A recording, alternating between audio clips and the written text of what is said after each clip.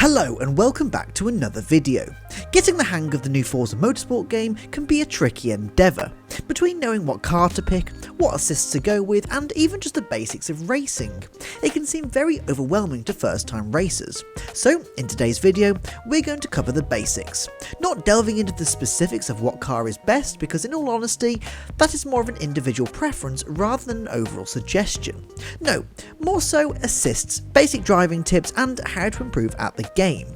These tips are more aligned with beginners, but there may be some more advanced drivers that could learn something too, so stay tuned and let's delve into it.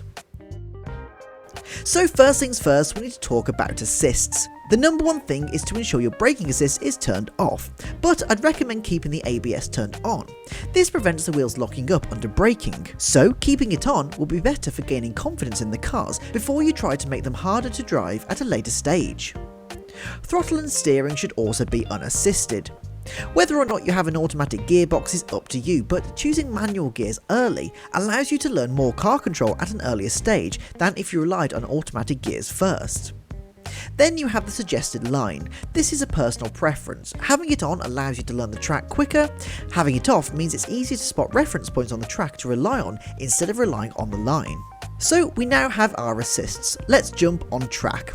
If you're virtually brand new to sim racing or racing games in general, don't just jump into the fastest cars on the game because with the best will in the world, it just isn't going to work well. So it's better to practice in a slightly slower car. Now, I'm not necessarily talking about jumping into old F1 cars to begin with because they come with their own set of problems.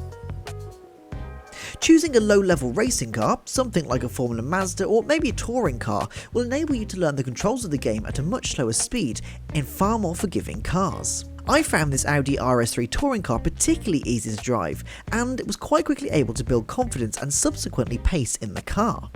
This worked for me to help learn the game, but another car may be preferable for you, so it's better to just take your time and try different ones.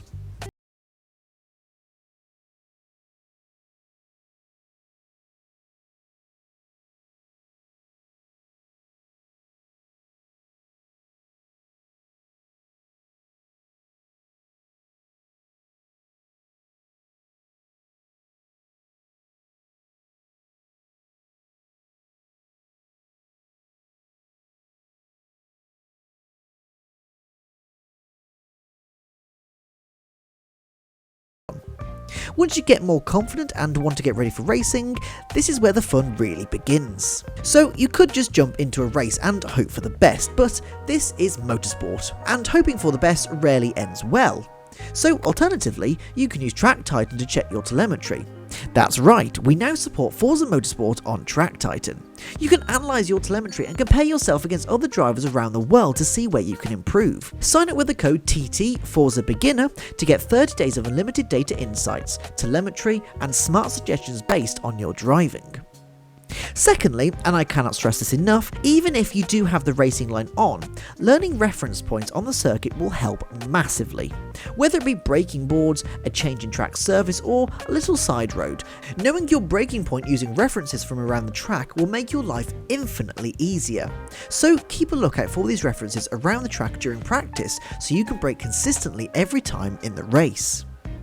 Now I know by this point we're all screaming to start racing, so you've got your assists, you've got your cars, you've learned the tracks and you've checked your telemetry. It's time to go racing.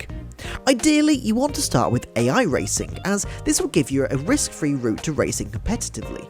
There are no consequences when racing against AI, so if you make a mistake, it's only a computer whose race you're ruining. This will teach you racecraft, this will teach you where the passing opportunities tend to come, and this will teach you the often unpredictability of other drivers.